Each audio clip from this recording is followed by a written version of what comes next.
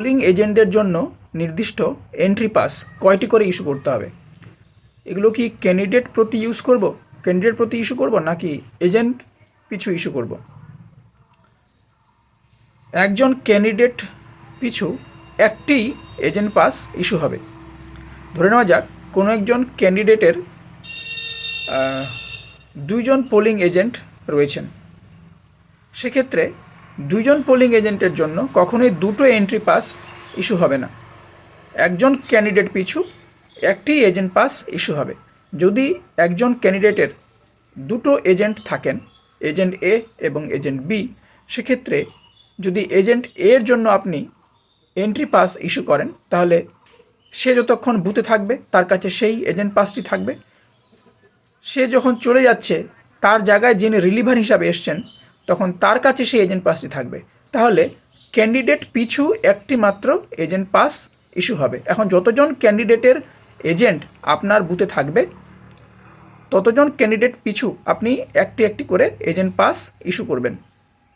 যদি একজন এজেন্টের জন্য আপনি এজেন্ট পাস ইস্যু করেন তাহলে সেই এজেন্টের কাছে জেনে নেবেন যে উনার পরিবর্তে আরেকজন রিলিভার এজেন্টের নাম কি, এবং তাদের কাছ থেকে ফর্ম 10 নেওয়ার পরে ওই এজেন্ট পাসে আপনি রিলিভারের নামটিও লিখে দেবেন। এজেন্ট পাসটি ফিল আপ করা খুবই ইজি। এজেন্ট পাসে name of the assembly constituency, name of the parliamentary constituency, number, এগুলো polling station name and number, এবং name of the polling agent, এবং তার নিচে নেম অফ দ্য রিলিভার, মানে ওই পোলিং এজেন্টের পরিবর্তে অন্য যে পোলিং এজেন্ট বুথে আসবেন তার নামটা ওখানে লিখতে হবে, এবং নিচে signature of the presiding officer হবে এবং ডিস্টিংগুইশিং মার্কটা দিয়ে দিতে হবে। তাহলে এই কথাটি ভালো করে বুঝে নিন যে একজন ক্যান্ডিডেট পিছু আপনি একটি পোলিং পাস ইস্যু করবেন, মানে এজেন্ট পাস ইস্যু করবেন। কিন্তু আপনি আপনার সুবিধার্থে আগের রাতে মোটামুটি 4টা বা 5টা বা 6টার মতো এজেন্ট পাস আপনি শুধুমাত্র ডিস্টিংগুইশিং মার্ক এবং সিগনেচার করে রেডি করে রাখতে পারেন।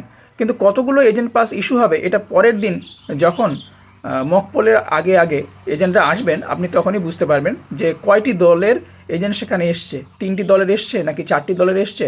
যদি 4টি দলের এজেন্টরা আসেন তাহলে দল পিছু একটি করে মোট 4টি, 2টি দলের আসলে 2টি, আর যদি 3টি দলের আসে তাহলে 3টি এজেন্ট পাস ইস্যু হবে। কিন্তু দল পিছুই আপনাকে সংখ্যাটা ঠিক করতে হবে। রিলিভারের জন্য একটি এবং আরেকজন এজেন্টের জন্য একটি এমনটা না। আশা করি বিষয়টা বোঝাতে পারলাম। এবার আরেকটি বিষয় হলো যে এজেন্ট পাস ইস্যু না করলে কী সমস্যা হতে পারে। প্রথম কথা হচ্ছে এজেন্ট পাস ইস্যু না করলে কে এজেন্ট তিনি প্রকৃতই এজেন্ট কিনা নাকি ভুয়ো অন্য কেউ বাইরের লোক সেটা তো ডিটেক্ট করা সম্ভব না।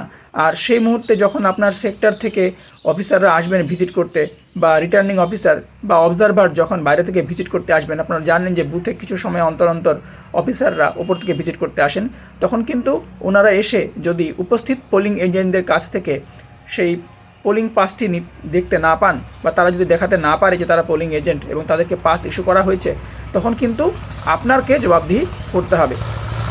সুতরাং এ বিষয়ে সতর্ক থাকবেন। এবারে কথা হচ্ছে যে এই পোলিং এজেন্ট পাসের হিসেবটা আপনি কীভাবে রাখবেন।